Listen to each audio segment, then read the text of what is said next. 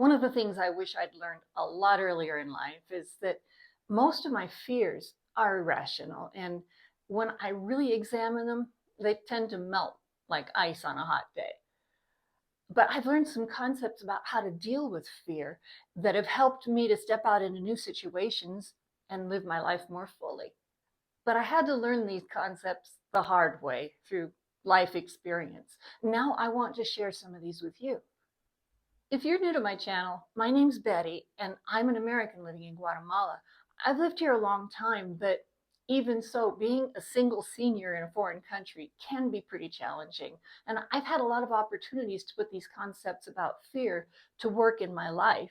And I'm sure I'm going to have a lot more opportunities. But even so, I refuse to retreat into my comfort zone because that's not where life is.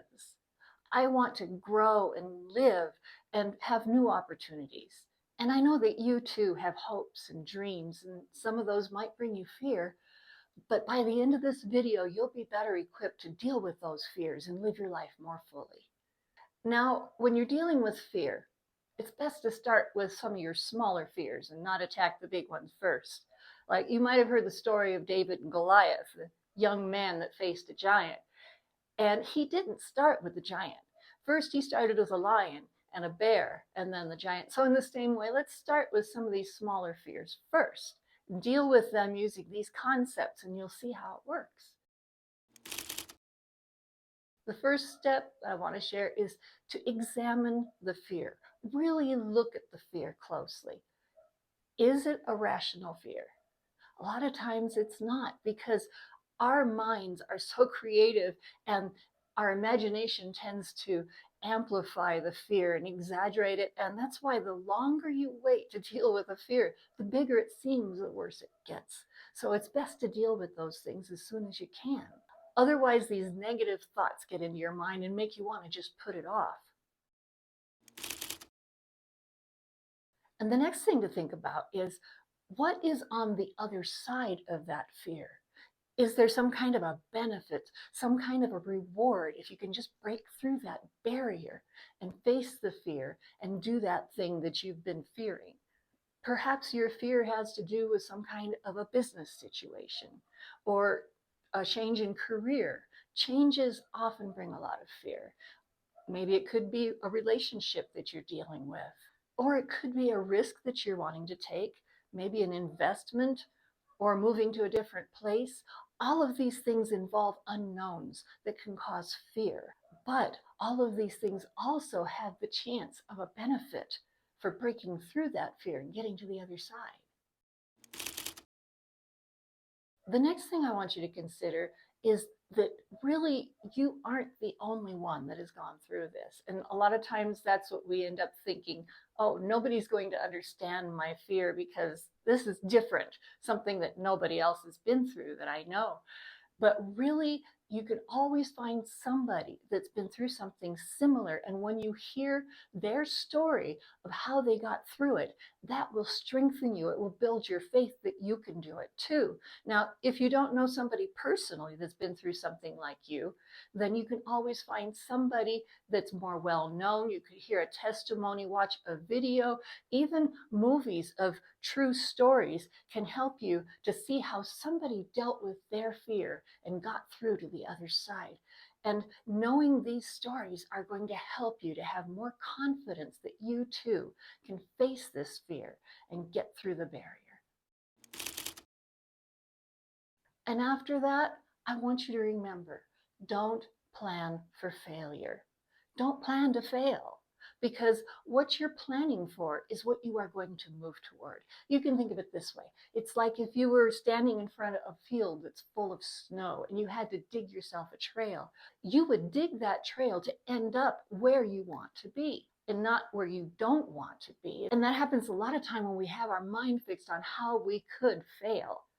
And so we start thinking about the failure and we end up there. It's like when you're driving a car.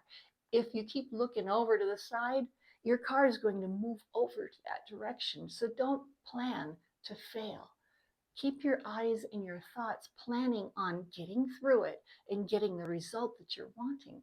Now, that doesn't mean that you don't have some kind of a safety net, like you've seen in the circus when they're doing their movements up high and there's a net down below, just in case, because there's always a chance that something unplanned can happen.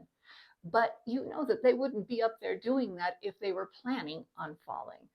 Or you could think of it like a child that's learning how to ride a bike. They put the training wheels on the bike just to be sure that it doesn't fall over. Now, that child is not planning on falling over. You know that they're learning to ride that bike because they are planning on being just like the big kids and zooming down the street. Now, it's the same when you're making your plans to step out, that you might have some kind of a safety net below you. But if something happens that you don't expect, and if everything doesn't come out exactly as you planned, don't count it as a failure, because just the fact that you have gone through it and you've stepped out and you've tried is going to build you up and strengthen you so that you can move ahead even more and conquer that fear. Then the next step after that is to make a plan. What are you going to do? How are you going to take steps to actually get through that fear? And schedule your steps. That's the important part, because the problem with fear is that we want to put off dealing with it. So make your plan. And then after you've planned your next steps, figure out when you're actually going to do that. Look at your life and see your situations that you have coming up. And when you have a good scheduled time to do it, write it down or tell somebody, be accountable to somebody that I'm going to do this, I'm going to break through, and I'm going to get the results that I've been wanting that are on the other side of that fear. And then when you have done that and you actually break through it, then the next step is to journal it. Write it down, somehow record your experience, because you're going to have more situations that you need to get through. And if you can write it down, if you like to keep a journal of the things you do, or even if you just can write it down in a notebook, or if you have an app on your phone for taking notes, however you need to do that, write it down, record that. Not only will that help you the next time you need to go through something, but you can use that to help somebody else when they go through something. Because really part of the purpose for all of this is not just for our own good and how we can get through things for our own life. But when you have gone through something like this, it's going to build everything around you, build your relationships around you, and you're going to find out that there's a lot of other people that are going through the same thing. And that's part of living a full life, is being able to share that life with other people. And when we can share our victories and how we've gone through and we've conquered something, believe me, when you get through that thing, you're going to want to tell everybody. And when that happens, it's going to build your life. It's going to build your relationships, and it's going to help you to build the lives of other people around you. So I hope this information's been helpful to you. I know that learning these concepts has made a huge difference for me in my life, because I have not always been a very courageous person.